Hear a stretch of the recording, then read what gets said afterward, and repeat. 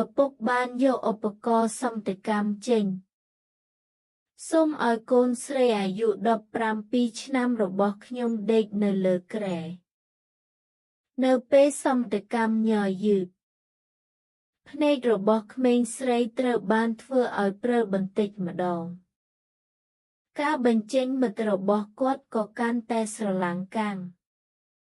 មួយសន្ទុះក្រោយមកឪពុកខ្ញុំបានឈោងទៅរកគាត់នេះមិនមែនជាការប៉ះនៃការស្រឡាញ់ទេវាជាការសាកល្បងគាត់បន្ទាបសំឡេងគឺពោរពេញទៅដោយការផ្ទៀងផ្ទាត់នៃឥទ្ធិពលសំតិកម្មបូងមាត់របស់ក្មេងស្រីផ្លាស់ទីមិនច្បាស់ពិបាកឪពុកពិតជាពេញចិត្តណាស់ច្រំគឺថាអូបាម៉ាល្ខោនអូបាម៉ាខ្ញុំទៅល្ខោនអូប៉េរ៉ាពេលហៀលពាក្យបងបុរសនោះបានញឹមអាក្រក់ក្មេងស្រីមិនដែលនឹកស្មានថាឪពុករបស់នាងដែលនាងតែងតែគោរពនឹងធ្វើរឿងអាក្រក់បែបនេះចំពោះគាត់បុរសនោះកណ្ដាស់ក្នុងចិត្ត